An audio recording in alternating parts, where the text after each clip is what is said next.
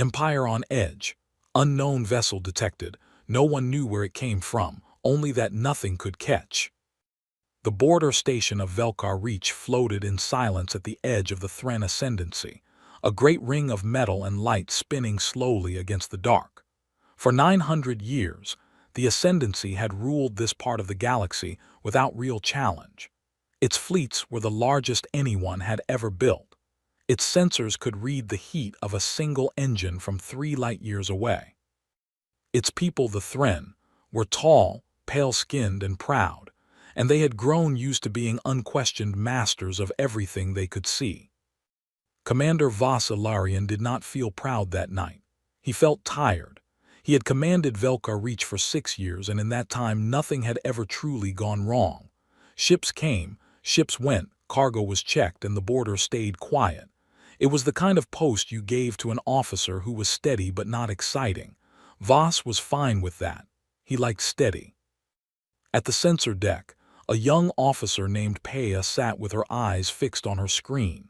She had been on duty for 4 hours and nothing interesting had happened. Then, at exactly 2:12 station time, something did. A single blip appeared on the long-range scanner. It was faint, barely more than a shadow of a reading, sitting at the very edge of detection range. Peia frowned and leaned closer. "Sir," she said, "I have a contact." Vas walked over, more out of habit than concern. "Trade ship, smuggler." "I don't know yet, it's far out, but sir, look at this." She pointed at the readout. "It's not on any registered flight path. It's not broadcasting an ID beacon. And it's moving." "Moving how fast?" Peia's frown deepened. "That's the strange part. I can't get a clean speed reading. The numbers keep changing every time I check." Vas leaned over her shoulder and studied the screen himself. The blip sat steady for a moment, then jumped position, then sat steady again. It was not smooth motion, not like any drive system he knew. It was almost as if the ship were skipping across space rather than flying through it. "Run a deep scan," Vas said. "I want to know what we're looking at." The deep scan took almost a full minute, which was unusual. Thren's sensor systems were fast. A minute felt like a lifetime. When the results came back, Peia's face went pale. "Sir, the scan can't lock onto a hull shape. It's like the ship keeps changing size and shape every time the scanner pulses. That shouldn't be possible." "Sensor error," Vas said, though he did not fully believe it. "Recalibrate and try again." She did. The result was the same. Word moved quickly after that. Within the hour, every officer on duty at Velkar Reach had heard about the contact at the edge of the sensor range that the station's best equipment could not properly read. By morning station time, the report had been sent up the chain, first to Sector Command, then further to the offices of High Marshal Calith Droz himself in the capital system of Threnville. High Marshal Droz was not a man who enjoyed surprises. He was old by Thren standards, silver-eyed and sharp-tongued, and he had spent his whole life making sure the Ascendancy never had to be surprised by anything. He read the report twice before speaking. "An object at the border that our scanners cannot properly measure," he said slowly, as if tasting the words, "and it moves in a way our systems cannot track cleanly." "Yes, Marshal," said his aide, a nervous young officer named Tallies. "Velkar Reach lost the contact completely 6 hours after first detection. It simply vanished from all sensors." Vanished or moved beyond range. The station commander believes it moved beyond range, but sir, the speed required to do that in the time given would be far beyond anything in our records. Beyond anything we believe is possible. Droz set the report down on his desk and looked out the window of his office, out at the busy traffic of ships moving between the towers of the capital. For 900 years, the Ascendancy had never once faced a true unknown. Every species they had met, every ship they had ever tracked, fit within numbers they understood. This did not fit. "Send a patrol wing to Velkar Reach," he said, quietly. "I do not want this becoming a story people tell in taverns. Find this ship. identify it, and if it belongs to someone, find out who. Yes, Marshal. Far beyond the edge of the Ascendancy's charted space, in a region the Thren map simply labeled as unknown, a small ship moved through the dark. It was nothing like the great warships of the Ascendancy. It was barely larger than a shuttle, lean and narrow, its hull a dull gray that did not shine even in starlight. On the side, in faded letters that no Thren eye had yet read, were the words "The Restless." Inside, in a cockpit lit by soft blue light, sat a woman named Mara Calloway. She was not old, not young, somewhere in the years where a person has learned enough to be careful but not enough to be tired. Her hair was cut short and practical. Her eyes moved constantly between three screens, checking numbers, checking her ship systems, checking the emptiness around her for anything that might be a threat. "Talk to me, Ruth," she said quietly. The ship's onboard system, a calm and slightly dry voice, answered from a speaker near her ear. "Sensor sweep from the station complete. They caught us for about 6 seconds before I dropped the drive signature. Nothing to worry about." 6 seconds is 6 seconds too many. "Their equipment is very good, Captain. Better than most of what we've mapped so far. I recommend we log this system as high priority and move on before they send anyone to look closer." Mara nodded slowly. She had been doing this work for 3 years now, ever since the frontier fleet back home had asked for volunteers willing to fly alone, far past any support, into the territory of empires that did not know Earth existed. It was not glamorous work. There were no medals for it, no parades. It was quiet, careful, dangerous work, mapping the borders of powerful strangers so that humanity would never again be caught by surprise the way it once nearly had been, long ago, in the earliest days of first contact with another hostile species.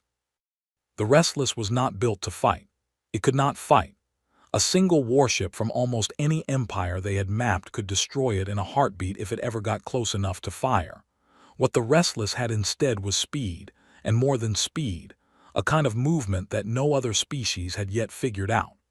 Human engineers, working in secret for a decade, had built a drive that did not simply push a ship faster through space. It folded the space just slightly around the ship, over and over in fast, small jumps that looked, to any outside sensor, like nothing they had ever recorded. It was not truly teleportation. It was closer to skipping a stone across still water, each skip covering a short distance almost instantly, faster than most enemy targeting systems could react. It made the Restless almost impossible to hit. It also made the Restless almost impossible to properly scan, because its outer hull carried a layer of material that scattered and confused most sensor pulses, making its size and shape hard to pin down. Mara had grown fond of calling it the ghost trick. She was proud of the ship, proud of the engineers back home who had built it, and proud, quietly, of the fact that in 3 years of scouting some of the most powerful and dangerous empires in this part of the galaxy, no one had ever managed to catch her. But she was also careful. Careful people lived longer than proud ones. "Put together the report," she said. "Send it back the long way, through the relay buoys. I want Fleet Command to know there's an empire out here bigger than anything we've mapped so far, big enough to matter." "Already compiling it, Captain," Ruth said. For what it's worth, their border station reacted fast, faster than the last 3 empires we scouted. Someone over there is paying attention. Mara looked out through the front viewport at the distant lights of what she now knew was called, according to the scraps of communication she had picked up, the Thren Ascendancy. It looked peaceful from here, calm, but she had learned long ago that calm empires were often the ones with the sharpest teeth, simply because they had never needed to use them. "Let them pay attention," she said.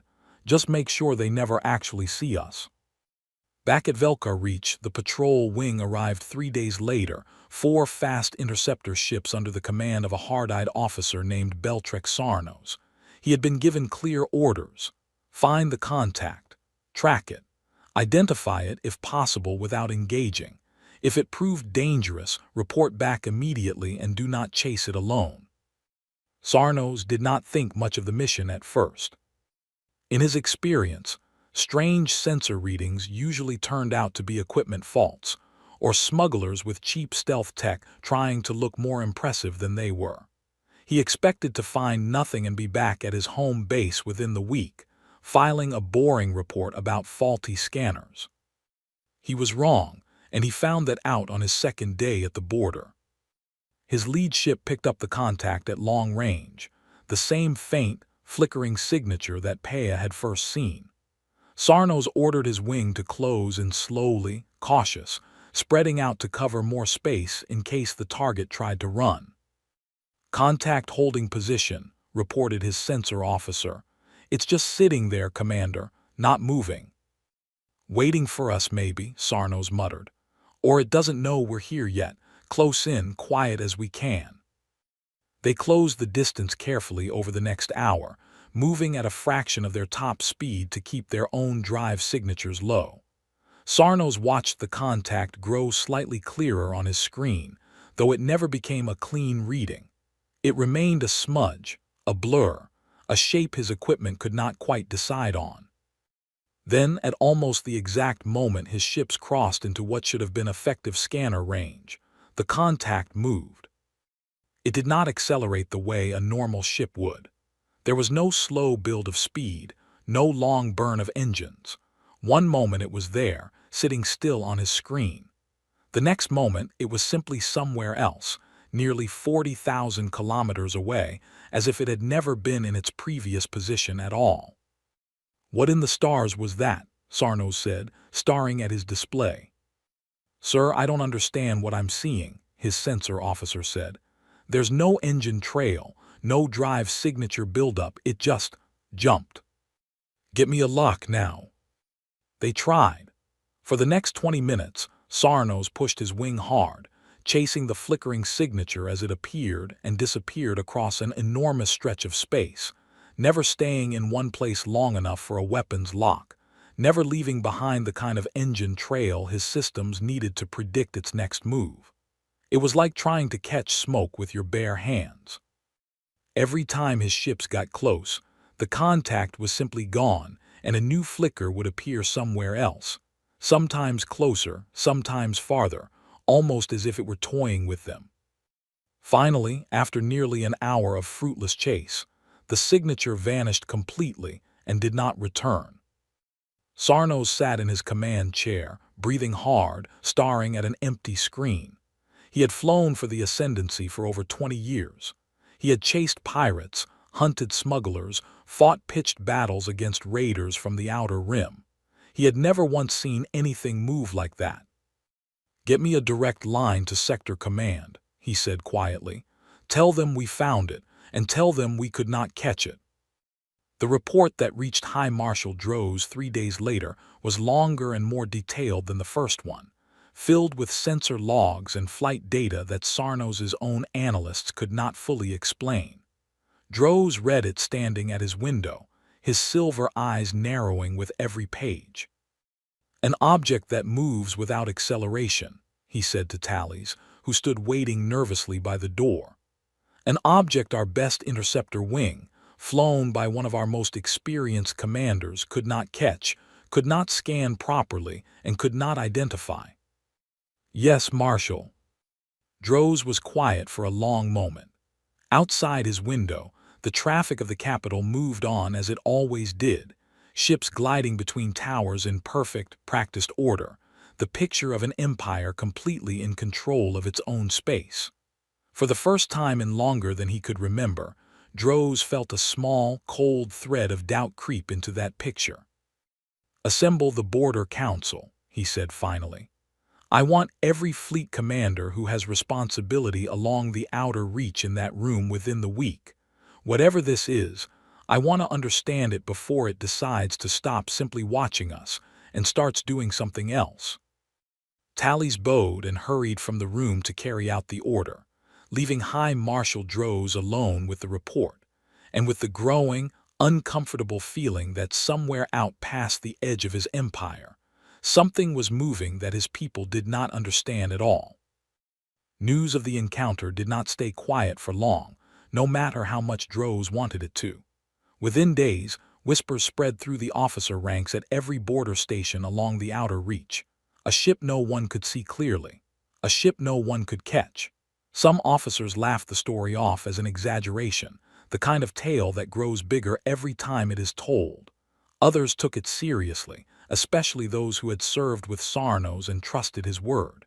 He was not a man given to wild stories. At a smaller outpost 2 systems away from Velkar Reach, a young sensor technician named Doven heard the story from a friend over a private comm channel and could not stop thinking about it.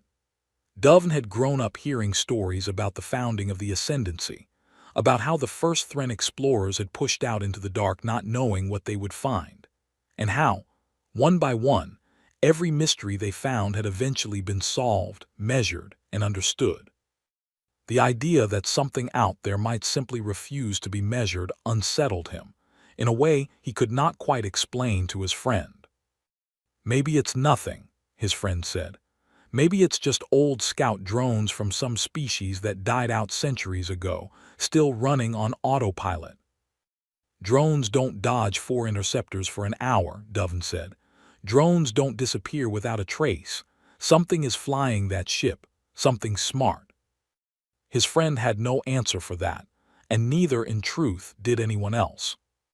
Back on Threnville, the capital world, the Border Council gathered 6 days later in a tall chamber near the top of the Ascendancy's central spire, a room with a domed ceiling of clear crystal that let in the soft gold light of the system's sun.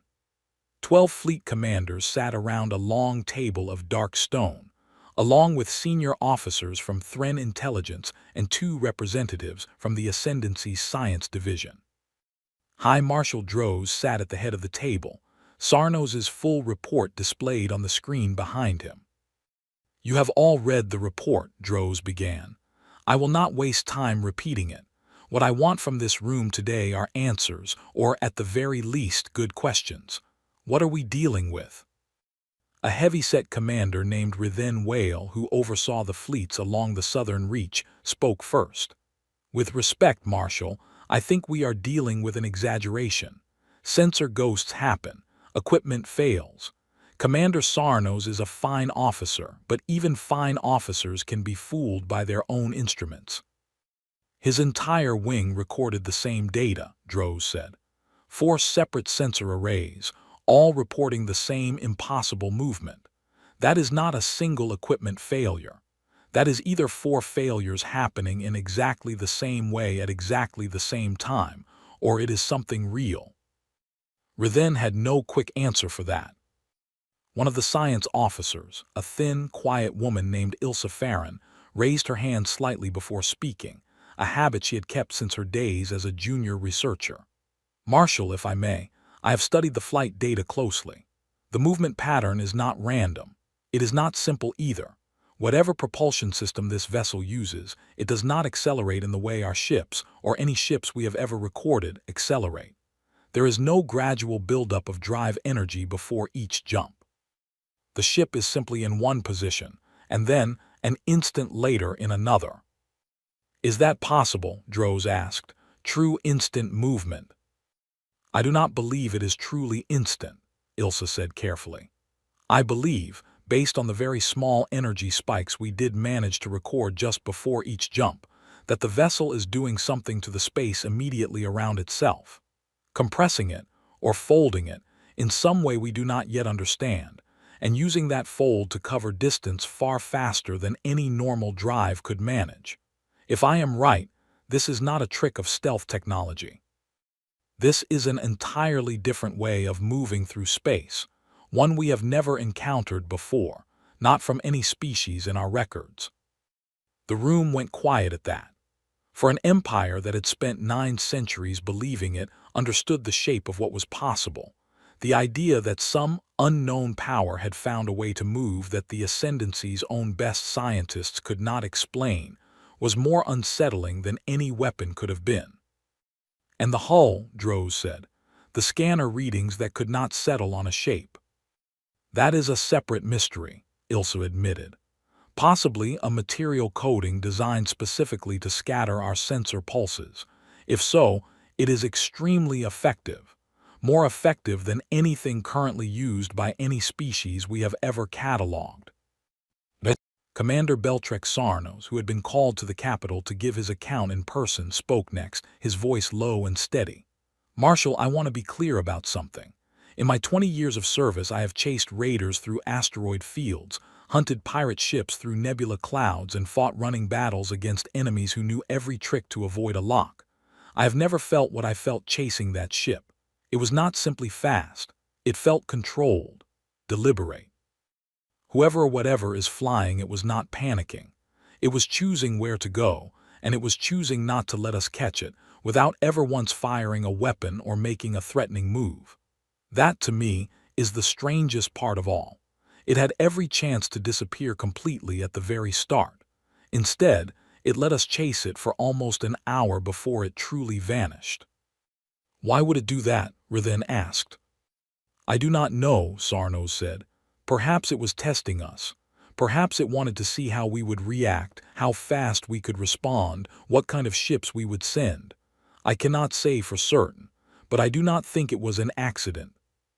Droz considered this in silence for a long moment, his silver eyes moving slowly around the table, studying the faces of his commanders. Fear, in some, curiosity in others. In a few, the beginning of something closer to respect, the grudging kind that comes from watching something impossible happen right in front of you. "Then we will proceed carefully," Droz said at last. "I want increased patrols along the entire outer reach, not just Velka Reach. I want every border station equipped with the newest long-range sensor arrays we have, even if that means pulling them from other projects. I want intelligence to search every record we have, every old report, every rumor from traders and travelers for any mention of a vessel matching this description. And I want this handled quietly. The last thing this empire needs is a wave of panic over a single ship that has, so far, done nothing but observe us from a distance." "And if it returns?" Sarnos asked. Droz's expression hardened slightly. "Then we will be ready. I do not care how fast it moves or how well it hides from our scanners. Nothing outruns patience forever. Sooner or later it will make a mistake, or it will need to come closer than it wants to. When that happens, I want every commander in this room ready to act together, not scattered and surprised the way Velka Reach was." The meeting ended not long after, the commanders filing out of the tall chamber with quiet, thoughtful faces, each of them carrying the same uneasy question back to their own fleets. What was out there, at the edge of everything they had ever known, moving faster than anything they could build, watching them with patience instead of fear? None of them yet knew the answer was a single small ship, crewed by one careful, tired, determined woman from a world they had never heard of, quietly sending her reports home across the vast dark, one border at a time. 3 weeks passed after the Border Council met, and along the outer reach of the Thren Ascendancy, life slowly returned to something like normal.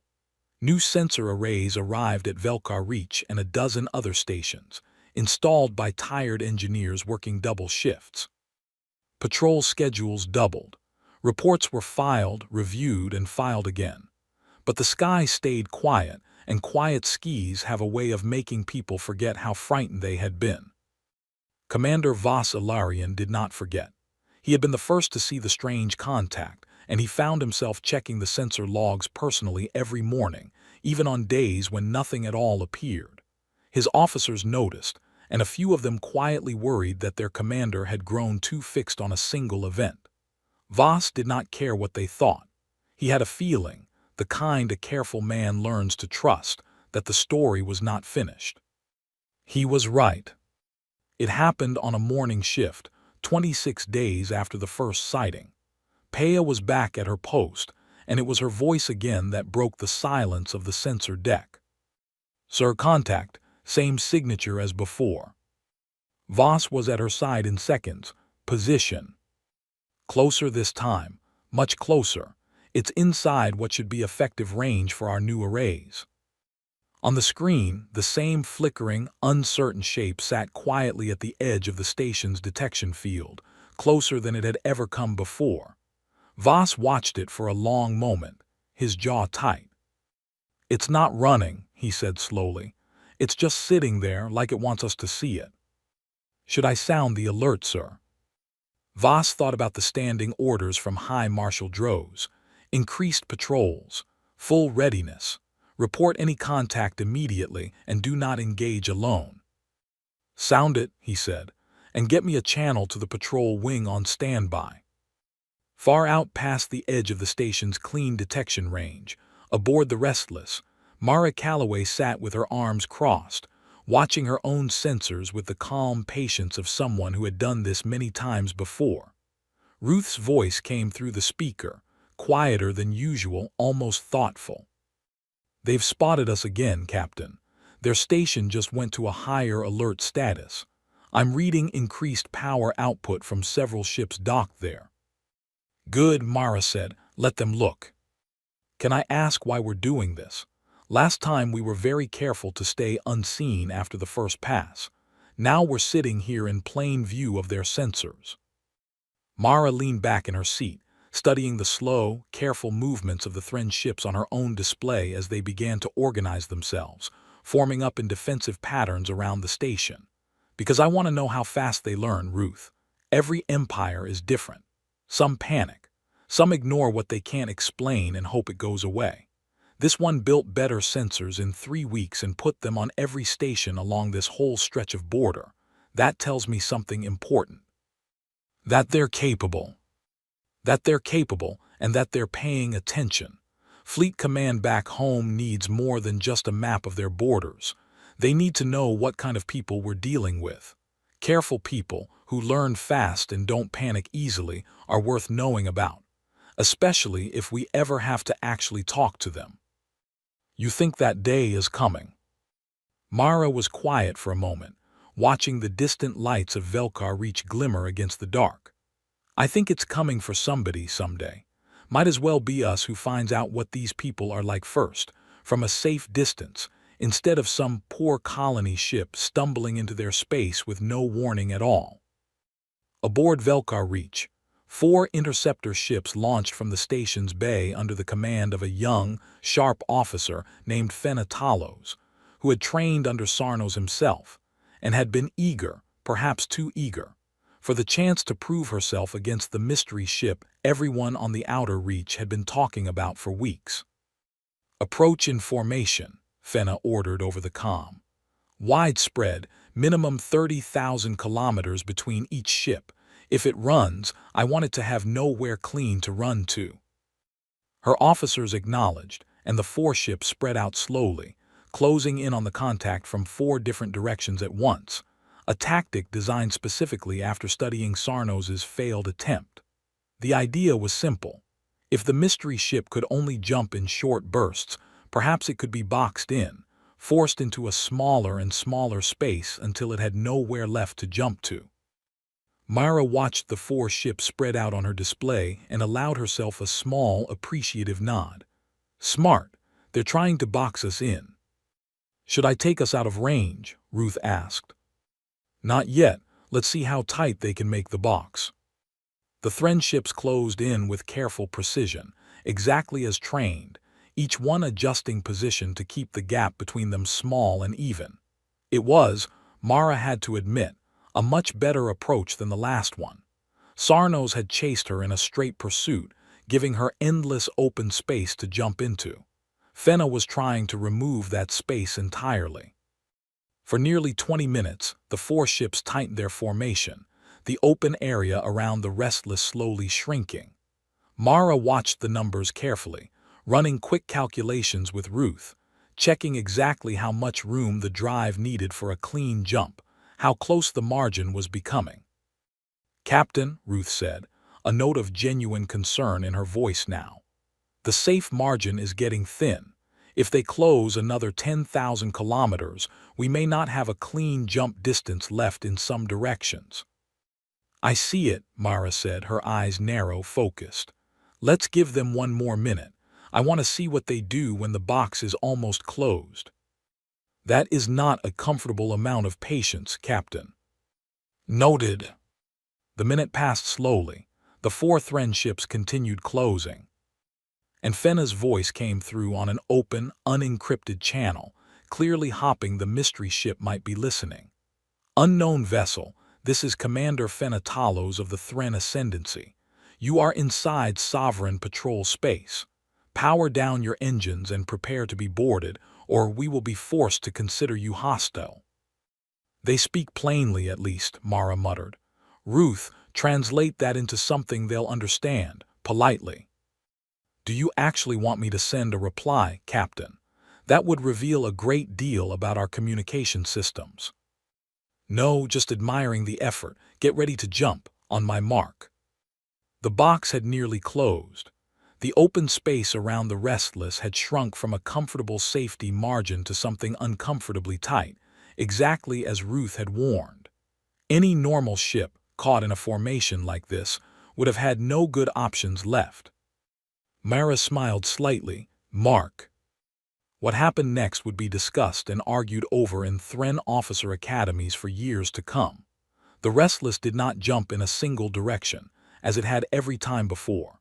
Instead, it performed 3 small jumps in rapid succession, each one no more than a few thousand kilometers, moving in a tight, curling path that no simple straight-line prediction could have anticipated.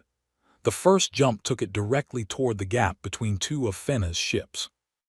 The second jump, an instant later, took it past them entirely, out beyond the edge of the closing formation. The third jump put it a full 50,000 kilometers away, safely outside effective sensor range once more. On Fenna's display, the contact blinked out of the center of her carefully closed formation and reappeared, for one brief second, well outside the trap entirely, before vanishing from her sensors completely. It's gone, her sensor officer said, voice tight with disbelief. Sir, it went straight through the gap between ships 2 and 3. It knew exactly where the thinnest point in our formation was. Fenna sat in silence for a moment, staring at her now empty display, feeling something she had never quite felt before in her career. Not fear exactly. Something closer to awe mixed uncomfortably with frustration. Return to station, she said finally. Full sensor logs to be reviewed the moment we dock. I want to know exactly how it read our formation gaps that precisely. Back aboard the Restless, Mara let out a slow breath and allowed herself to relax slightly in her seat. Nicely done, Ruth. I calculated the gap based on their relative closing speeds and adjusted for the small drift in Ship 3's formation position. They were not perfectly even, Captain. Ship 3 lagged behind the others by nearly 2 seconds throughout the maneuver. Human pilots would have caught that lag eventually too. Good instincts, whoever's flying that one. Mara studied the distant, shrinking shape of Velkar Reach on her rear display. They're learning fast, Ruth. Faster than I expected. Log everything about that formation. If Fleet Command ever needs to know how careful an enemy the Ascendancy could be, this is worth remembering. The report of the second failed intercept reached High Marshal Droz within a day, and this time, there was no attempt to keep the story quiet. Word had already spread too far. Officers across a dozen stations along the outer reach now spoke openly of the ship that could not be caught, some with fear, some with a strange, reluctant respect for whatever pilot could outthink an entire formation without ever firing a single shot. Droz read Fenna's report standing once more at his window. High Marshal Caliph Droz, silver eyes fixed not on the traffic below, but on some distant point past the towers, past the sky itself. It read the formation gap before we had even finished closing it, he said quietly to Tallies, who stood, as always, by the door.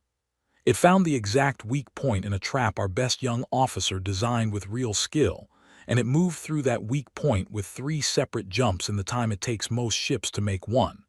This is not a lucky pilot, Tallies. This is a pilot, or a mind, thinking several steps ahead of us. What will you do, Marshal? Droz set the report down slowly. I will stop treating this as a border problem to be solved by border officers. Whatever this ship is, whoever built it, they have shown us patience, intelligence, and a level of skill that unsettles me more with every report. We need to understand who is out there before we decide whether to fear them, welcome them, or prepare for them. He turned from the window at last. Send word to the science division. I want Ilsa Farron given full authority to lead a proper study of this. Full resources, whatever she needs, and send a message to Fleet Admiral Korath. Tell him I want a full War Council assessment prepared, quietly, of what it would cost this empire if that ship, or whoever sent it, ever decided to stop simply watching us. Tallies paused at the door, hesitating before he spoke. Marshal, if I may ask, do you believe it is a threat? Droz considered the question carefully before answering, his gaze drifting once more toward the window, toward the edge of everything the Ascendancy had ever known. I believe, Tallies, that for 900 years, this empire has never once had to ask itself that question honestly, because we have never met anyone we could not eventually understand, catch, or overpower.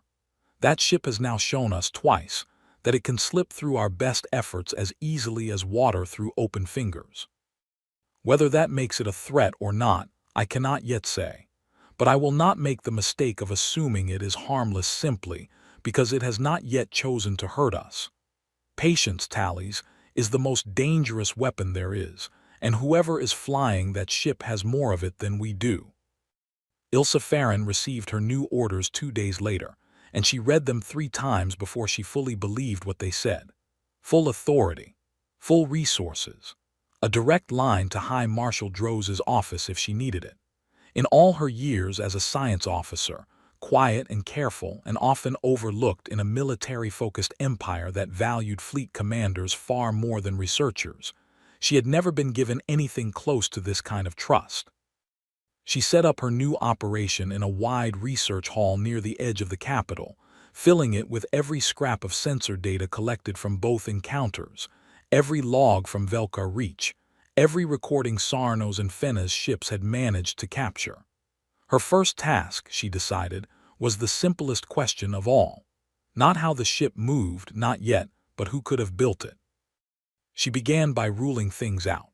The movement pattern did not match any known species catalogued in Ascendancy records, not the raiders of the Outer Rim, not the trade cartels of the mid-reaches, not even the handful of old, half-forgotten precursor ruins that Thren archaeologists still puzzled over from time to time. Whoever built this ship had done so recently, with technology unlike anything in 900 years of Ascendancy records. That leaves only one real possibility, she told her small team of researchers on the 3rd night, standing in front of a wall covered in star charts and sensor logs. A species we have never met before. Not raiders, not smugglers, something new. One of her junior researchers, a nervous young man named Corvin, raised a hand. New from where, though? We have mapped every system within 100 light-years of this border. There is no home world out there capable of building something like this. Then perhaps their home world is not within 100 light-years, Ilsa said. Perhaps it is much farther than that, and this ship, small as it is, was simply sent very far from home to look at us. The thought settled uncomfortably over the room.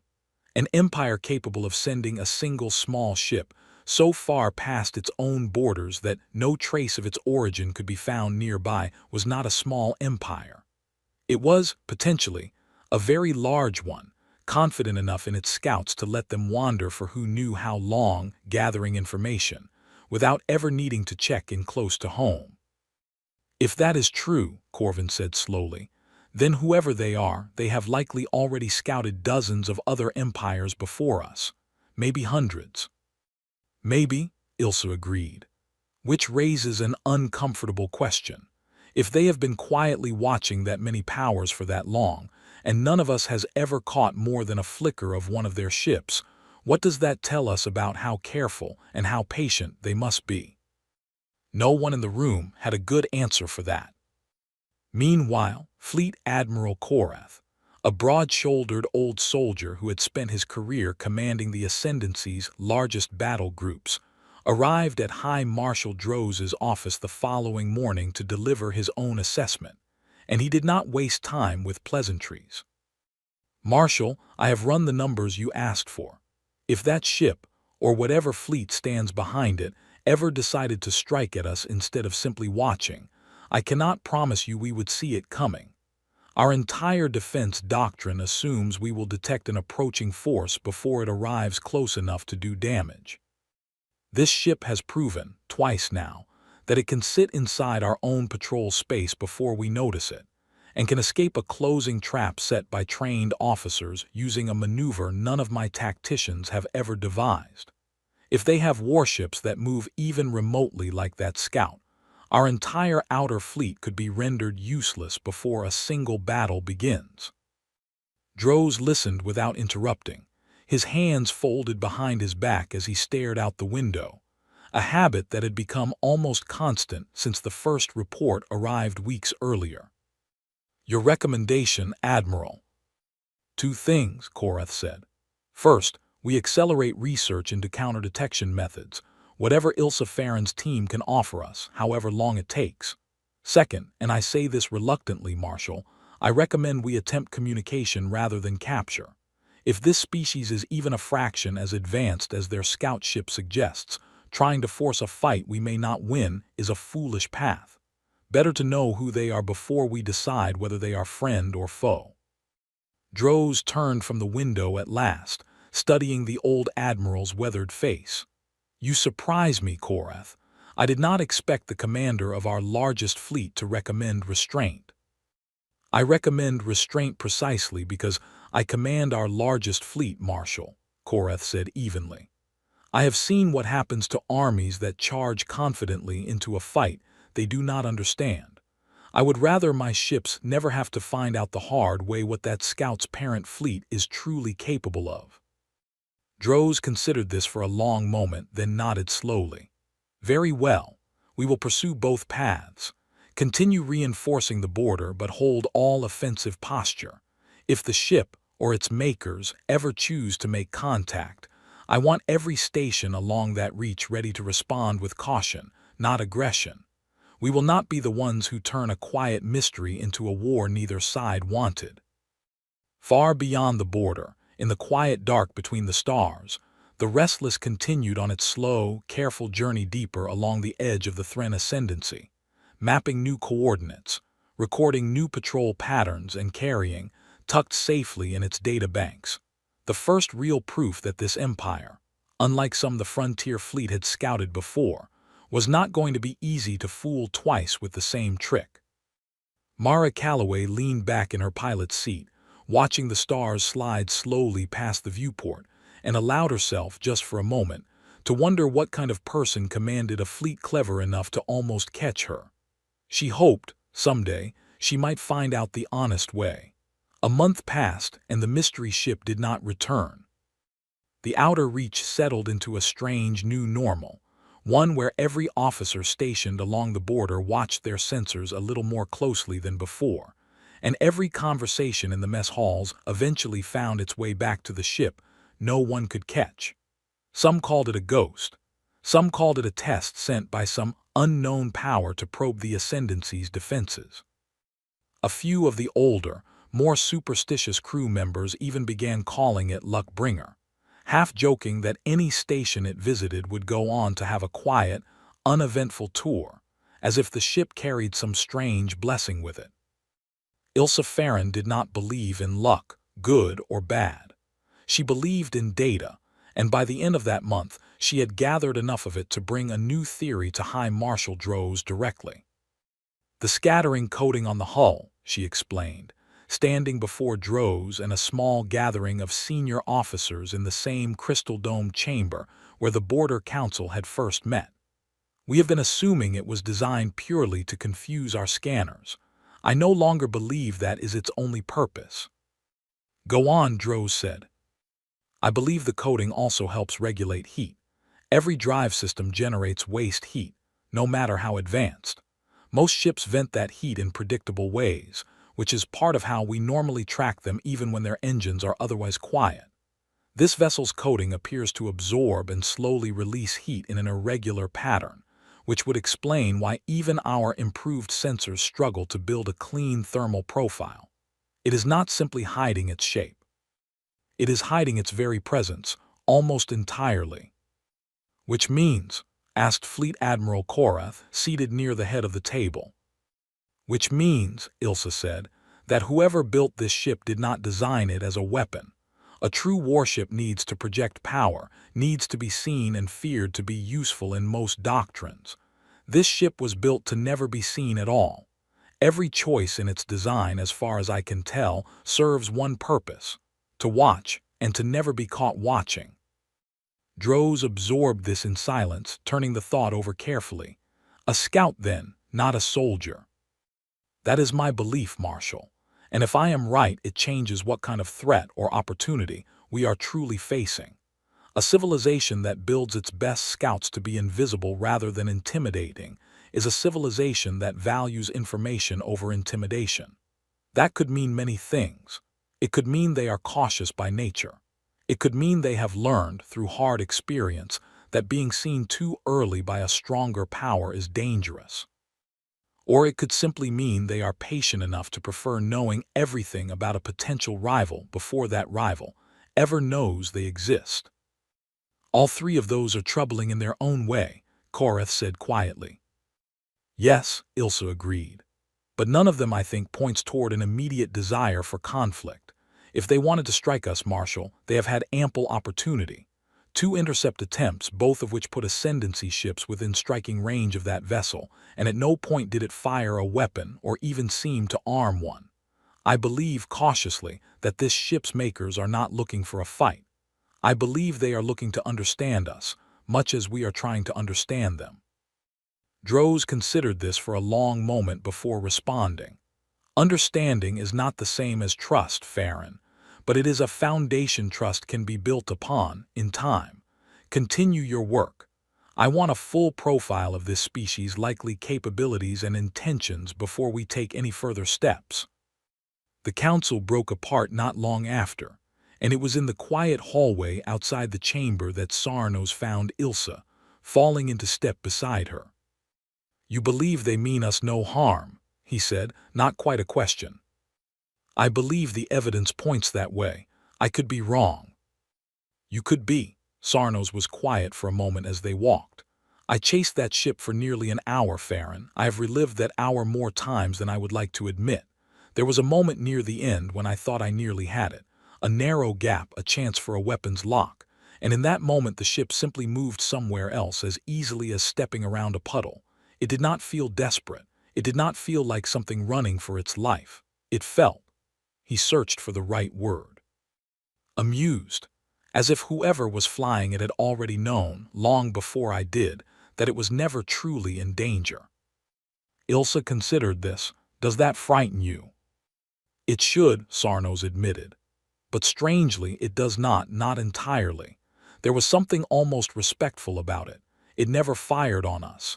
It never even came close to damaging our ships, even when it easily could have during that final maneuver near Fenna's formation. If it wanted to hurt us, Farron, I do not think we would have been able to stop it. The fact that it chose not to tells me something about the character of whoever is flying it, even if I cannot yet say what that character truly is. Far beyond the border, aboard the Restless, Mara Calloway sat reviewing weeks of accumulated data with Ruth, preparing the next stage of her long, careful survey of the Ascendancy's edge. She had drifted deeper along the border since her last encounter, mapping 3 additional systems, recording patrol patterns, listening quietly to unencrypted Thren communications whenever she could catch them, slowly building a picture of an empire that was, in its own way, impressively organized. They've stopped broadcasting most of their patrol schedules in the clear, Ruth noted one evening, as Mara ate a simple meal in the ship's small galley. Someone over there realized we might have been listening in. Smart of them. Told you they learn fast, Mara chewed thoughtfully. How's the fuel situation? We have enough for another 6 weeks of careful operation, before we would need to consider heading back toward the relay buoy for resupply. I would recommend beginning that return trip within the next 10 days, given the distances involved. Mara nodded slowly, already turning the numbers over in her head, the same careful calculations she made every few weeks out here, alone, farther from home than almost anyone else in the entire frontier fleet. It was not always an easy life. There were long stretches of silence, weeks at a time with no one to talk to but Ruth's calm, steady voice, and there was always the quiet knowledge that if something went truly wrong out here, if the Restless were ever actually caught, there would be no rescue coming. No one back home would even know for months, maybe years. But there was also this, the particular thrill of being the very first human eyes, human mind, ever to see a place, to learn something true about a civilization that had existed for centuries without a single person from Earth ever knowing it was there. Mara had grown to love that feeling more than she had ever expected to when she first volunteered for this work. "One more system before we turn back," she said finally. "There's a shipyard reading on the old scans, deep in what looks like a secondary system just past the main border line. I want to look at it before we go. If the Ascendancy is building anything new in response to us, I want Fleet Command to know about it." "That is closer to their core territory than we have gone before, Captain," Ruth said, a note of caution creeping into her voice. "Their patrol density increases significantly the closer we get to their shipyards. I would remind you that our margin for error narrows considerably in denser patrol zones." "Noted," Mara said. "We'll be careful, we're always careful."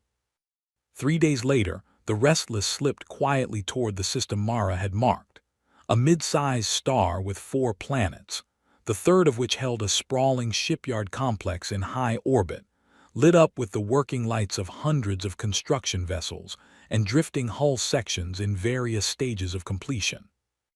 Mara studied the readings with growing interest, cataloging ship types, counting numbers, noting the unusually high concentration of what looked like fast, small interceptor-class vessels under construction. "They're building more ships like the ones that chased us," she murmured. "A lot more. 53 interceptor hulls currently under construction, by my count," Ruth confirmed. "That is a significant increase over typical shipyard activity, based on historical patterns we recorded before your first encounter here." "They're preparing," Mara said, "not for us specifically maybe, but for something like us, faster response times, more coverage." She allowed herself a small, tired smile. "Good. That means our reports are actually making them think, not just panic." She spent nearly 4 hours quietly recording data on the shipyard, drifting at the very edge of what she judged to be safe distance, careful never to let the Restless drift into the denser patrol lanes closer to the planet itself. It was slow, patient work, exactly the kind Fleet Command had trained her for, and exactly the kind that made this job matter, far more than any single dramatic escape ever could. It was on her way back out of the system, drifting quietly through a gap between 2 patrol routes she had carefully mapped over the previous hours, that everything went wrong. "Captain," Ruth said suddenly, her calm voice sharpening into something close to alarm. "New contact, close range, bearing directly toward our position. It was not on any of the patrol routes we mapped. I believe it has been running silent." Mara's eyes snapped to her display, and her stomach tightened as she saw the new contact, far closer than any threat had ever come before, closing fast, clearly already aware of exactly where she was. "Where did it come from?" "Unknown, Captain. It was not broadcasting any drive signature we could detect until 30 seconds ago. I believe it may have been deliberately waiting, powered down, specifically along a route it predicted we might use to exit the system." Mara's hands moved fast over her controls, adrenaline sharpening every thought. Someone, somewhere in the Ascendancy, had studied her previous escapes closely enough to guess not just where she might come from, but where she might try to leave from, and had set a trap not with a formation of chasing ships, but with patience, silence, and a single well-placed ambush. "They're learning faster than I thought," she said, half to herself, half to Ruth, already calculating her options. "Ruth, give me a clean jump line, now." "Working on it, Captain. I must inform you that our current position offers a narrower safe margin than I would prefer." The ambush ship placed itself with unusual precision. For the first time in 3 years of quiet, careful scouting, Mara Calloway felt something she had almost forgotten how to feel out here, alone at the edge of an empire that had, until this exact moment, always seemed at least one step behind her. Genuine, cold uncertainty about whether the Restless was about to get caught. The ambush ship closed fast, its drive now burning bright and clear on Mara's sensors, no longer bothering to hide now that it had revealed itself. It was larger than the interceptors that had chased her before, a heavier hull with what looked like a wider spread of weapon mounts along its sides. Whoever commanded it had clearly been given better ships and clearer orders since the last encounter. "Talk to me, Ruth. Options." "Our safest jump line takes us back deeper into the system, toward the shipyard, which I do not recommend given the patrol density there. Our second option takes us along a path that passes within 8,000 kilometers of the ambush ship's current position before clearing to open space. That is closer than I would like, but the geometry still favors us if we move immediately." "Second option, do it." The Restless folded space around itself in a short, sharp jump, closing the gap with the ambush ship for one heart-stopping instant before clearing past it entirely, exactly as Ruth had calculated. For a moment, Mara thought they were clear. Then the ambush ship fired. It was not a wild shot.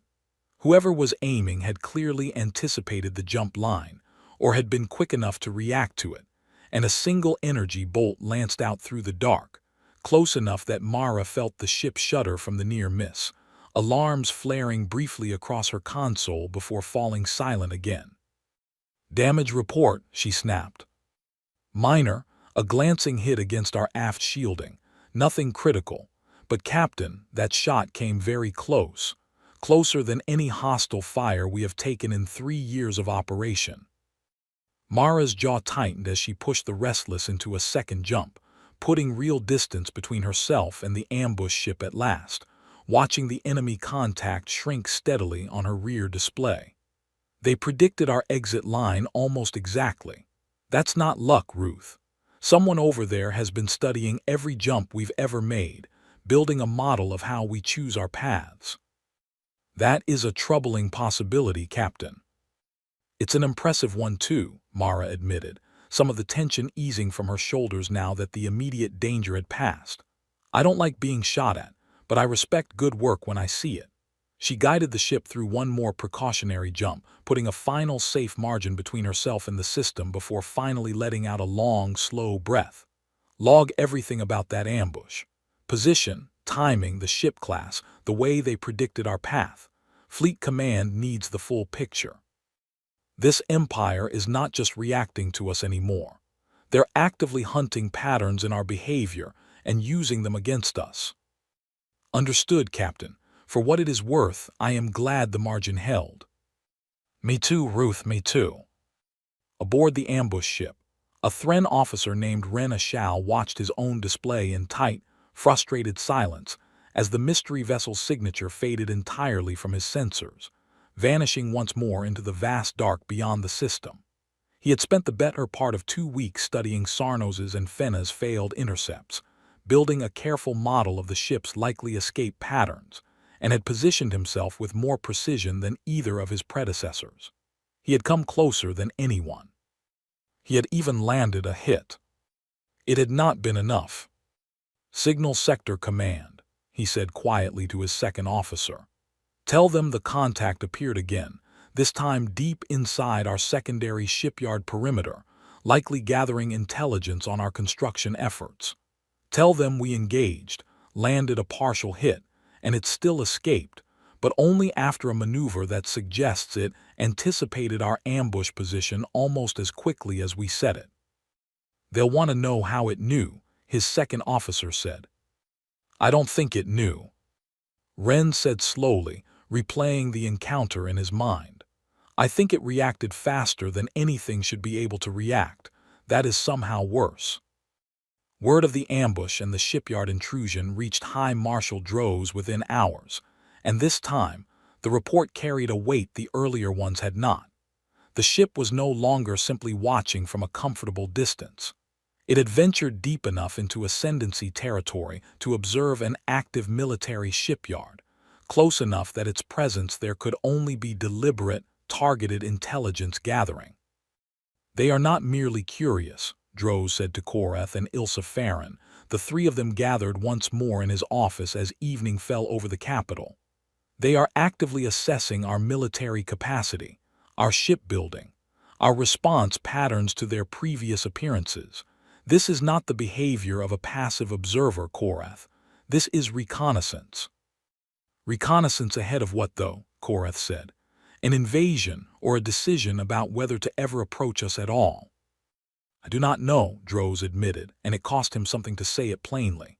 In 900 years, the Ascendancy had rarely faced a question it could not eventually answer through strength or patience.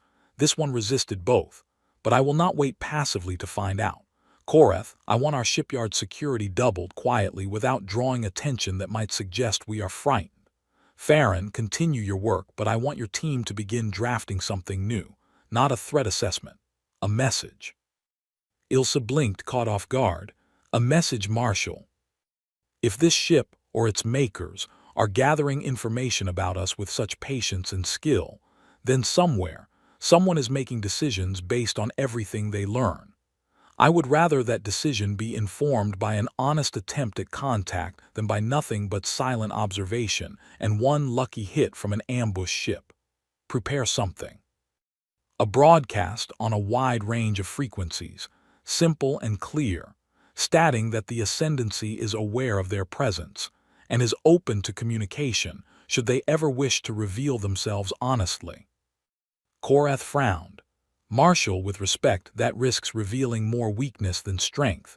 If they are hostile, we may simply be inviting them closer. Perhaps, Droz said. But if they are not hostile, and I am beginning to believe, cautiously, that they may not be, then continuing this pattern of chase and ambush serves no one. Sooner or later, either we catch them, or they hurt one of our people trying to avoid capture, and either outcome could turn a quiet mystery into a war neither of us intended. I would rather take the risk of speaking first. The order went out within 2 days.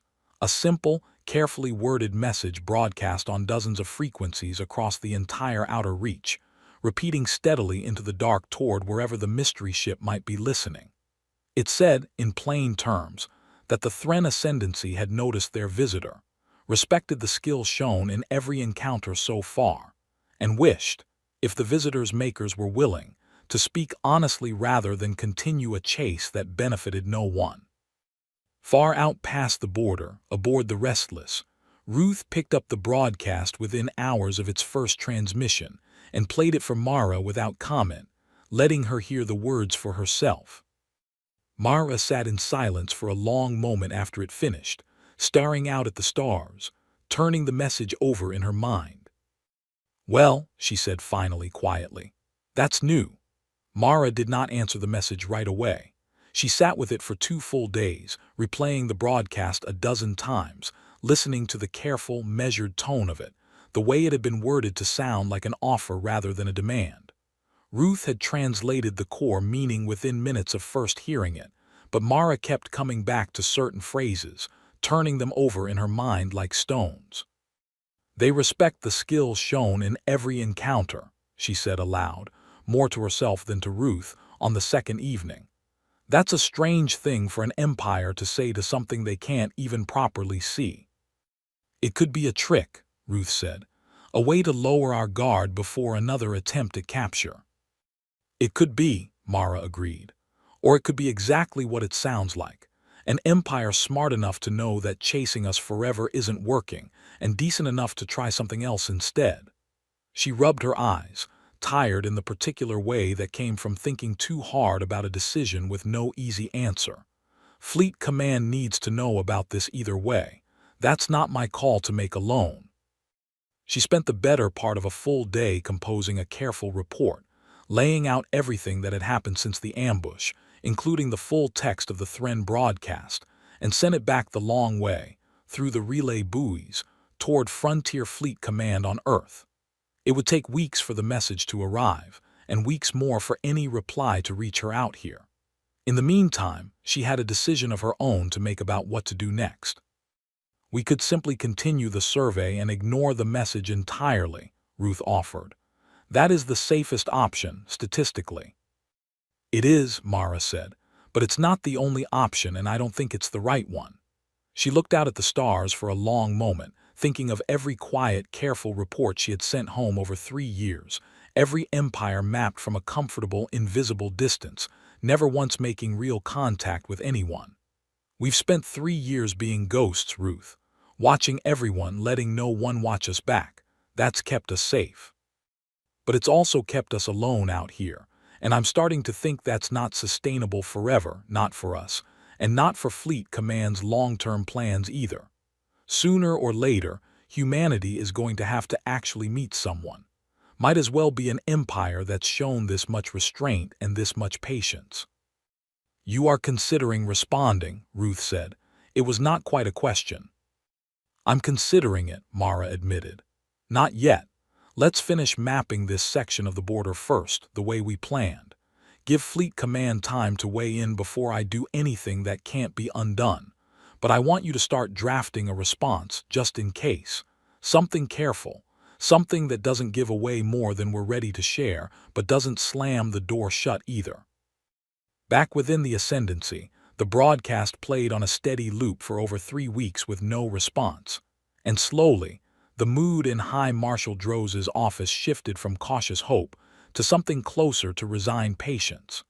Fleet Admiral Korath, never entirely convinced the message had been wise in the first place, grew increasingly restless. Marshal, 3 weeks of silence. Perhaps this was never going to work. Perhaps whatever is out there does not wish to be found, regardless of how politely we ask. Or perhaps, Ilsa Farron said quietly from her seat near the window, 3 weeks is nothing at all to a species patient enough to build a ship specifically designed to never be caught for years, possibly decades, without revealing itself even once. We are asking them to abandon a strategy that has clearly served them well for a very long time. I would not expect a quick answer. Droze, standing at his usual place by the window, said nothing for a long moment, watching the traffic move below in its familiar, practiced order. Continue the broadcast, he said finally, and continue reinforcing the border quietly as planned.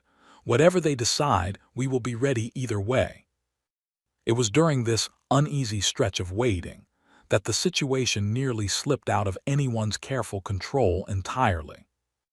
A young, ambitious fleet commander named Haven Trask, stationed at a smaller outpost 2 systems from Velkar Reach, had grown increasingly frustrated watching his more senior colleagues fail, one after another, to catch the mystery ship.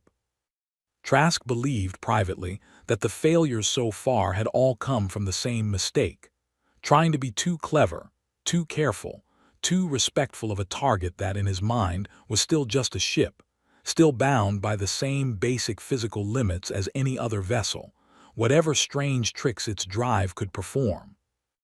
When new sensor data suggested the mystery ship had drifted into a system near his own outpost, quietly continuing its survey work exactly as Mara had planned, Trask saw an opportunity he was not willing to let pass to another commander.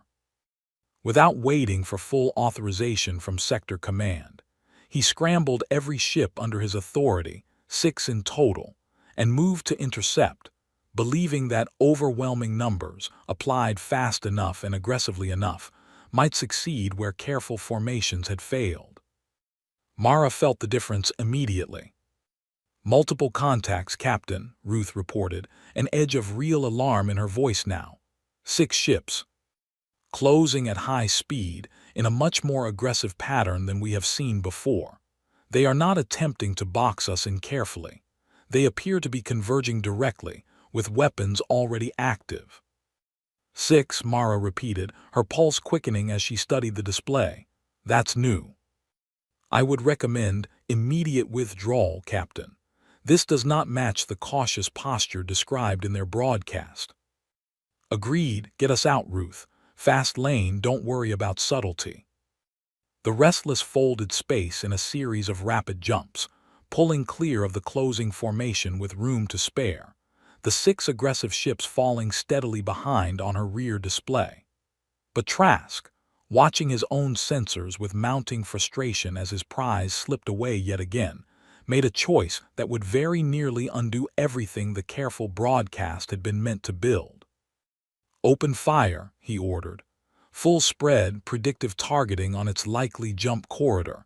If we can't catch it, we damage it enough to slow it down.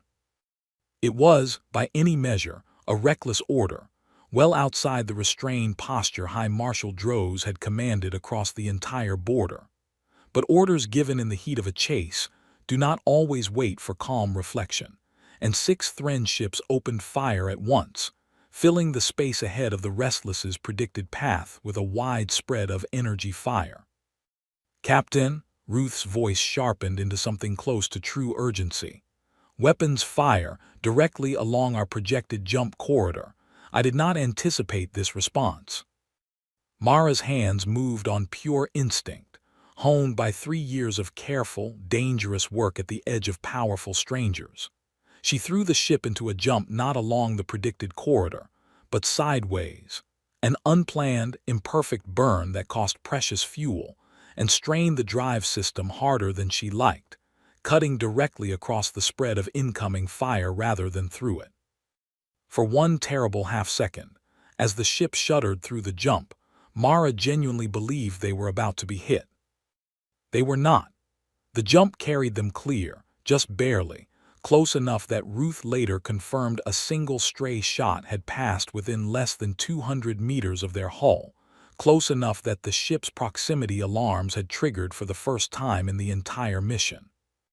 Report, Mara said, breathing hard, once the immediate danger had passed and the 6 aggressive ships had fallen well behind, unable to match the improvised maneuver. No damage, Captain, but that was... Ruth paused, an unusual hesitation in her voice. That was very close, closer than any margin I would consider acceptable going forward. Mara sat in silence for a long moment, adrenaline slowly fading, replaced by a colder, more focused kind of anger. They broadcast a message about wanting to talk, Ruth, about respect and patience, and then someone out here decides to open fire the second they think they might lose their prize. It is possible this action was not sanctioned by the same leadership that authorized the broadcast, Ruth offered carefully. Large organizations do not always act with a single, unified will, even under clear command structures. Maybe, Mara said, but Fleet Command needs to know both things happened, the broadcast and this. I'm not walking into an open meeting with people who might shoot first depending on which officer happens to be having a bad day. High Marshal Droz learned of Trask's unauthorized attack within hours, and his response was immediate and severe. Trask was relieved of his command before the day was over, his 6 ships recalled and reassigned. A formal reprimand entered into his permanent record along with a note, in Droz's own hand, stating plainly that reckless aggression against an unidentified and clearly capable power was not courage, but a dangerous failure of judgment that could have cost the entire ascendancy dearly. I gave clear orders, Droz said to Korath, his voice tight with barely controlled anger, standing once more at his window as evening fell over the capital. Restraint, caution, no offensive posture without direct authorization, and in a single afternoon, one impatient officer may have undone every careful step we have taken these past weeks. Marshal, this could be the moment they decide we cannot be trusted, Korath said grimly. If they were ever inclined to answer that broadcast honestly, this may have ended that possibility entirely. Droz said nothing for a long moment, his silver eyes fixed on the darkening sky beyond the capital's towers, and for the first time since the whole strange affair had begun, he felt something close to true fear, not of the mystery ship itself, but of what his own empire's impatience might have cost them. "Draft a second broadcast," he said finally, quietly.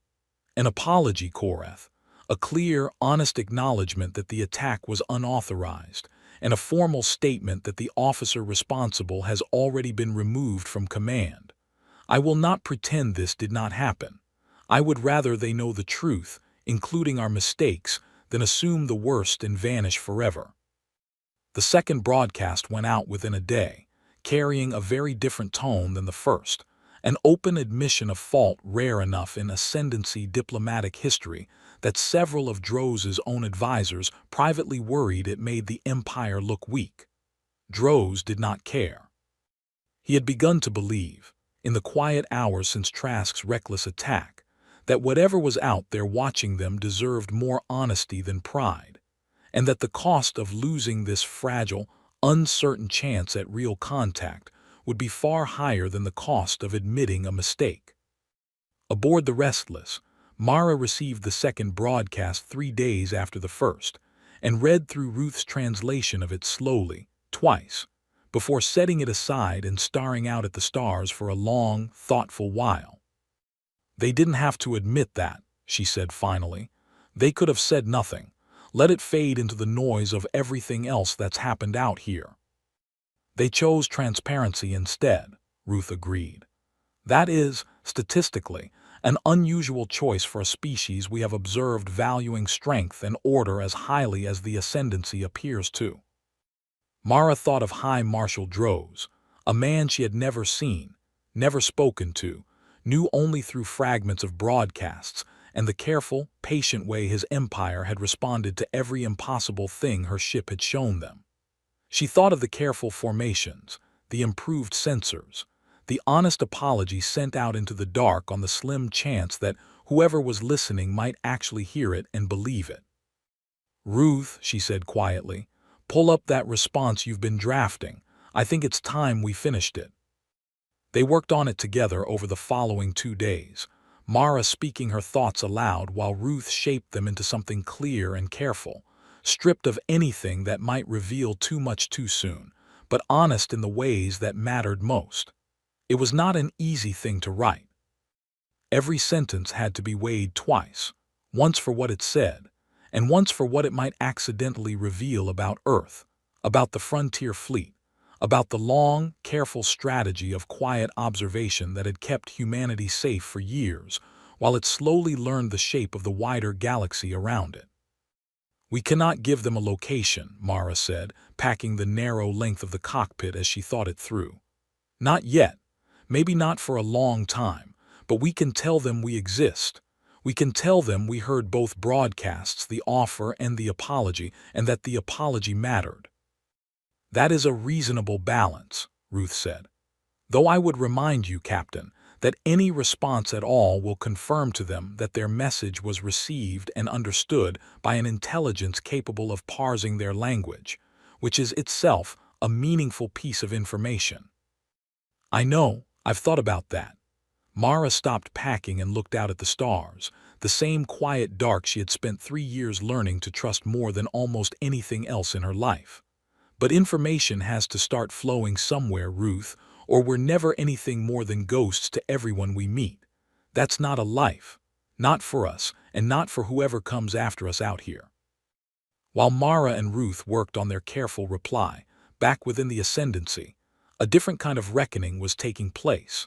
Haven Trask, stripped of his command and reassigned to a minor administrative post on a quiet inner world, sat alone in his new, smaller office and read the formal reprimand a dozen times, each reading sharpening his bitterness a little further. He did not believe he had done anything truly wrong. In his mind, he had simply acted with the decisiveness that generations of Thren commanders before him had been praised for, the same boldness that had built the ascendancy in the first place. Back when the first explorers pushed out into an unknown galaxy and claimed what they found rather than waiting politely to be invited. He was not alone in that view. Word of his reprimand spread through certain corners of the officer corps, and while many agreed with Droz's judgment, a smaller, quieter faction began to grumble that the High Marshal had grown too cautious in his old age, too willing to apologize to a species that had, after all, trespassed deep into ascendancy territory to spy on a military shipyard.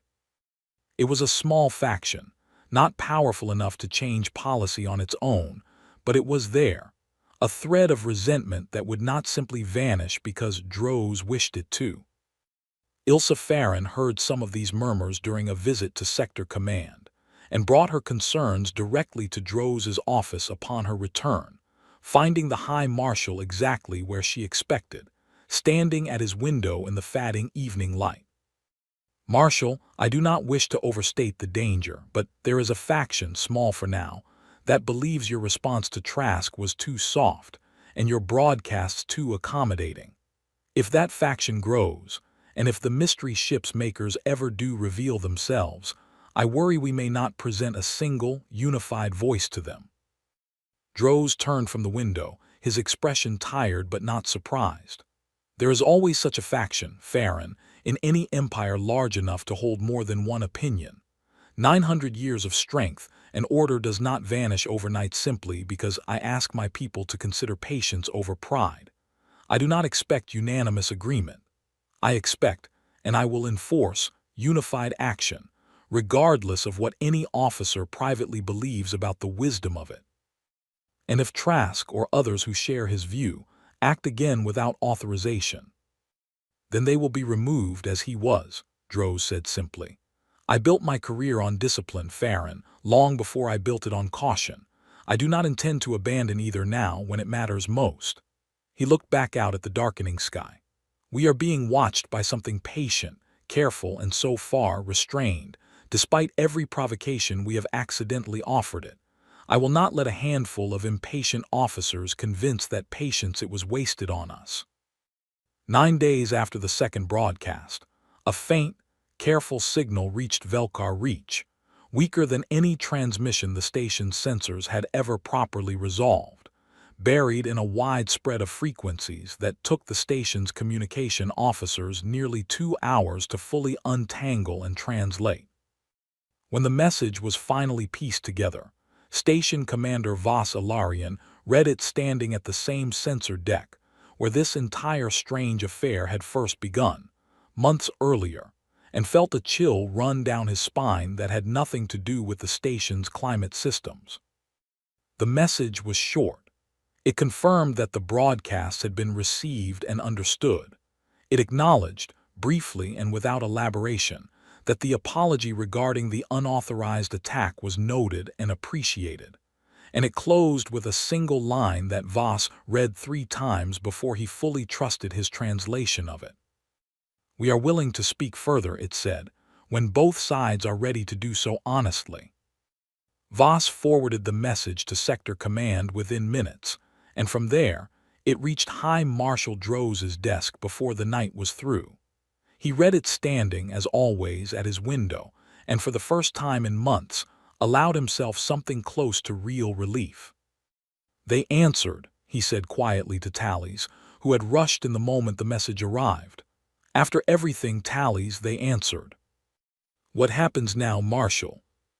Droz set the message down carefully, as if it were something fragile, something that could still be lost through carelessness. "Now," he said, "we prove to them that we meant every word of that apology, and we find out at last who has been watching us from the edge of everything we thought we understood." The weeks that followed the exchange of messages were, in their own quiet way, the tensest of the entire strange affair. Both sides now knew, without doubt, that the other was listening, understood, and was willing to continue talking.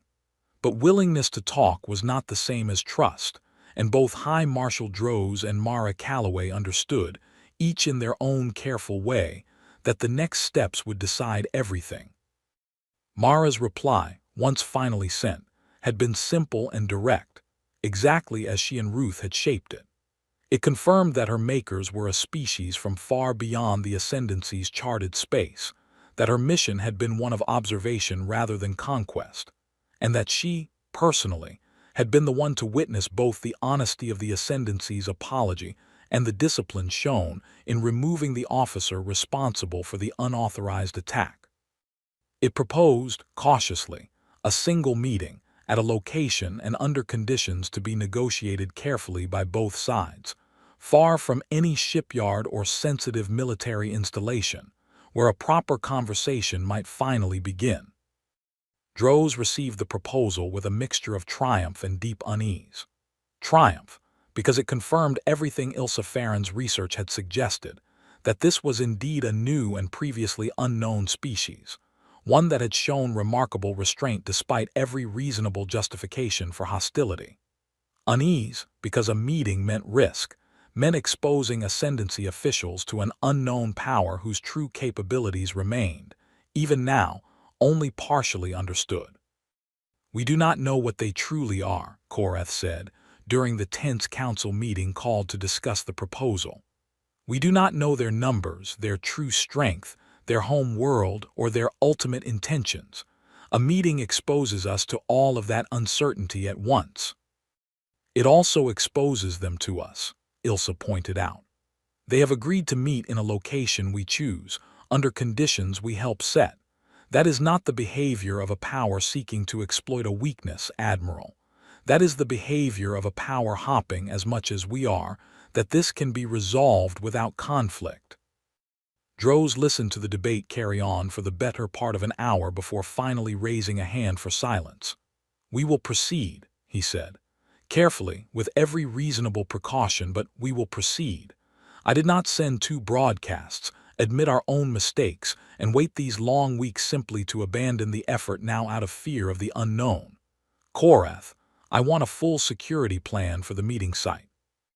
Minimal ships, no offensive posture, but full readiness in case this proves to be a deception after all. Farron, I want you present as well.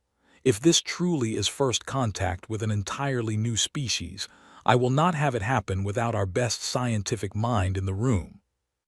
The location, once negotiated across several more careful, patient exchanges, was a quiet, empty system near the very edge of the Ascendancy's border, one with no shipyards, no significant population, nothing of strategic value to either side. Neutral ground as close to it as either side could arrange on short notice. Mara felt the weight of the coming meeting more than she expected to in the days leading up to it. She had spent 3 years alone out here, trained for observation, for careful distance, for the particular skill of never truly being seen. The idea of stepping, however briefly, into the light, of letting an entire alien empire finally see the restless clearly, unhidden, felt strange in a way she had not fully prepared herself for. "Nervous, Captain?" Ruth asked, on the final evening before the scheduled meeting, as Mara ran a last set of diagnostics on the ship systems, more out of habit than real need. "A little," Mara admitted. 3 years of not being caught, and now I'm flying straight toward them on purpose." She managed a small, tired laugh. "Feels backwards." "For what it is worth, Captain, I have reviewed every recorded interaction we have had with the Ascendancy across these past months. Their conduct, on the whole, has been more careful and more honest than any of the 17 other powers we have observed during this survey mission. If any of them were going to be the first true contact, I believe this is not the worst possible choice." "High praise coming from you." "I am simply stating the data plainly, Captain." Mara smiled slightly, some of the tension easing from her shoulders. "Thank you, Ruth, for everything these past 3 years, I mean that." "You are welcome, Captain, though I would point out we are not finished yet." "No," Mara agreed, looking out at the quiet stars one last time before the meeting. "No, we're not." The meeting itself took place the following day, in the quiet emptiness of the negotiated system, under conditions both sides had agreed to with unusual care. A single Thren vessel, unarmed beyond basic defensive systems. Carrying High Marshal Droz himself alongside Ilsa Farron and a small honor guard, drifted at the agreed meeting point, sensors active but weapons deliberately powered down, exactly as promised. The Restless arrived exactly on schedule, and for the first time in the entire strange affair, made no attempt to hide, no scattering of its sensor signature, no careful concealment of its shape. It simply appeared, small and lean and gray, precisely where it said it would be, its hull now clearly visible to every scanner aboard the Thren vessel. Aboard the Thren ship, Ilsa Farron watched the readings resolve at last into a clean, clear picture and felt something close to wonder settle over her. "Marshal," she said quietly, "we finally have a full profile. Small vessel, minimal weapons, remarkably advanced propulsion and sensor scattering systems for its size. This was never built to fight an empire, Marshal. It was built to survive one alone, for however long the mission required." Droz studied the image on the main screen, the small gray ship sitting calm and steady against the stars, and felt the weight of 900 years of ascendancy history settle strangely on his shoulders. For the first time in longer than he could remember, he did not know exactly what to expect from the moment that was about to unfold. The first exchange of communication was slow, careful, built on translation software both sides had prepared in advance from the accumulated broadcasts of the previous weeks. Mara's voice, calm and steady despite the nerves she still felt underneath, came through the Thren ship speakers, translated into careful, formal Thren by systems Ilsa's team had built. "Hi, Marshal Droz. My name is Mara Calloway. I'm a scout for a fleet you have not yet heard of, from a world far beyond your charted space. I have watched your people for several months now, and I want to begin by saying that the discipline and honesty your empire has shown, especially after the unauthorized attack, is a large part of why I am here today, speaking with you directly instead of remaining hidden." Droz listened to the translation carefully before responding, choosing his own words with equal care. "Captain Calloway, I confess that for 900 years, my people believed we understood the shape of what was possible in this part of the galaxy. Your ship and your patience have taught us otherwise. I hope this meeting can be the beginning of understanding built on honesty, rather than the kind of chase that brought us here." "So do I," Mara said. "I won't pretend my people or my fleet's leadership know exactly what comes next any more than you do. First contact isn't something either of us has done before, not truly. But I can tell you this much.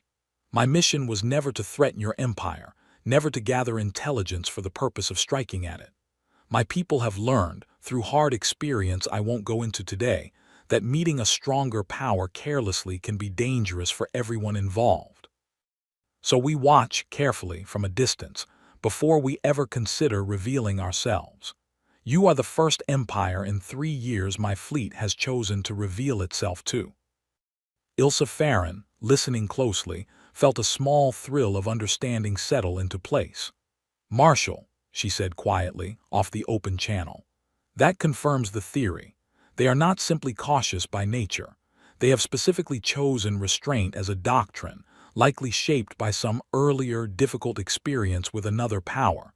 That tells us a great deal about what kind of civilization we are truly speaking with." Droz nodded slightly, filing the thought away before returning his attention to the open channel. "Then I am honored, Captain Calloway, that your fleet judged us worthy of that trust, however cautiously offered. I will not pretend my own people are without their doubts or their impatient officers." A faint, dry note entered his voice. "You have already met one of them." Mara allowed herself a small, genuine laugh at that, one that translated, imperfectly but clearly enough, across the channel. "I noticed. I respected how quickly you dealt with it, for what it's worth. An empire willing to discipline its own people for acting against a stated policy, even when that policy involves patience with an unknown power, is an empire I'm willing to keep talking to."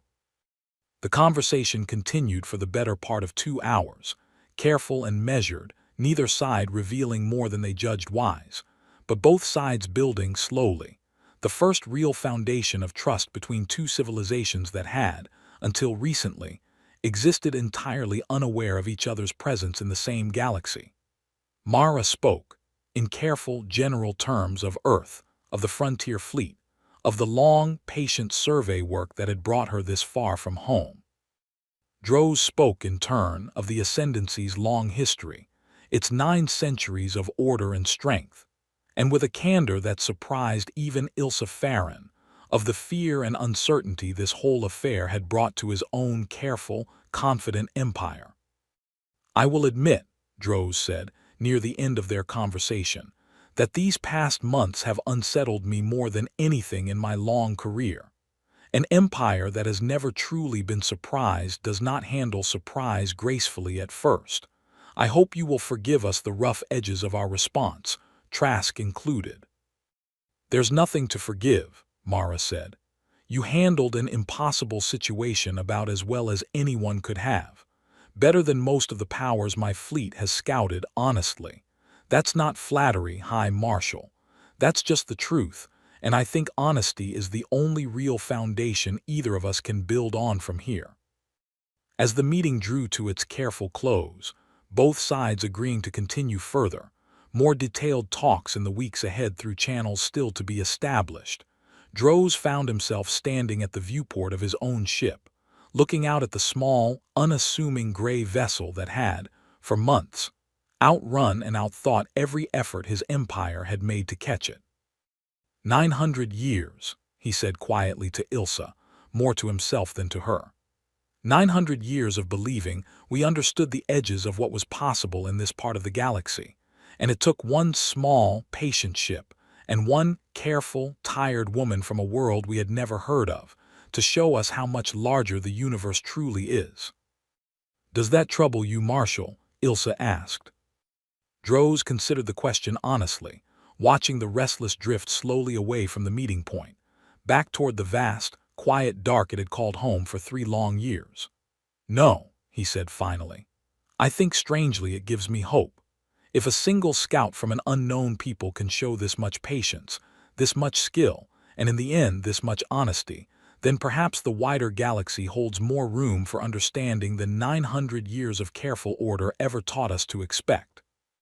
Far beyond the meeting point, aboard the Restless, Mara Calloway leaned back in her pilot's seat, watching the lights of the Ascendancy fade slowly behind her, and let out a long, slow breath she felt she had been holding for months. "How did I do, Ruth?" "By every measure I can calculate, Captain, that went as well as first contact reasonably could. Fleet Command will want a full report, of course, as soon as we can reach a relay buoy." "Of course they will," Mara smiled, a real, tired, satisfied smile, the kind that came from 3 years of careful, lonely work finally paying off in a way she had barely dared to hope for. "Set a course back toward the buoy, Ruth. Let's go tell them we made a friend." "Setting course now, Captain." A brief pause, and then, in a tone almost warm enough to be called proud, Ruth added, "For what it is worth, Captain, in 3 years of watching you work, I believe this was your finest hour." Mara looked out at the stars one last time. At the Empire she had spent months evading, testing, and finally, carefully, trusting and felt, for the first time in a very long while, that the vast, lonely dark between the stars held a little more room for hope than she had ever quite allowed herself to believe. Weeks later, the full report finally reached Frontier Fleet Command back on Earth, carried through the long chain of relay buoys that stretched, quiet and patient, across the vast distance between home and the edge of known space. It landed on the desk of Fleet Admiral Renata Osai, a woman who had overseen the Frontier Fleet's careful scouting program since its earliest days, and who had read hundreds of reports from dozens of ships over the years, each one a small piece of the larger map humanity was slowly building of the galaxy around it. She read Mara's report twice, start to finish, lingering over the details of the ambush, the reckless attack, and the careful, honest apology that had followed it. When she finished, she sat back in her chair and allowed herself a rare, quiet smile. "Get me a channel to the science division," she said to her aide, "and pull every file we have on Frontier Fleet Scouts operating anywhere near the Thren Ascendancy's territory. If Captain Calloway is right, We may have just found the first real partner this fleet has ever made out there. I want to know everything about them before we decide what happens next." Her aide nodded and hurried off, and Osai turned to look out her own window, not at alien stars, but at the familiar blue sky of Earth, thinking of a small gray ship somewhere impossibly far away, still quietly, patiently doing the work it had been built for. Back at the edge of the Ascendancy, life along the outer reach slowly began to change in small, steady ways over the following months. Patrol schedules adjusted once more, this time not to hunt an unknown threat, but to prepare for the slow, careful work of building a real relationship with a species the Ascendancy was only beginning to understand. Commander Vas Ilarion, who had first spotted that faint, flickering signature so many months ago, found himself assigned to a new post entirely, helping coordinate the earliest stages of what officials in the capital were now carefully calling the Callaway Accord, named, at Droze's own quiet insistence, after the woman whose patience and skill had made the entire fragile peace possible. Sarnos, promoted not long after for his role in the earliest encounters, took a particular quiet pride in telling the story to younger officers whenever the occasion allowed, always ending it the same way. "I chased that ship for nearly an hour," he would say, "and never once caught more than a shadow of it. I have never been more grateful in my whole career to have failed at something so completely." High Marshal Droz himself, in the quiet hours he still spent standing at his office window, found that the view of the capital's traffic looked different to him now than it had before that first strange report arrived. Not smaller, exactly. Simply part of something larger than he had once believed possible, a galaxy with more room in it for patient, careful strangers than 900 years of confident history had ever prepared him to expect. And far out past the border, in the quiet, endless dark that had been her home for 3 long years, Mara Calloway guided the restless steadily onward, toward new borders, new mysteries, and new chances, however far off, for the kind of careful, honest first contact that had begun, against every reasonable expectation, with a single unknown vessel that nothing in an entire empire could catch.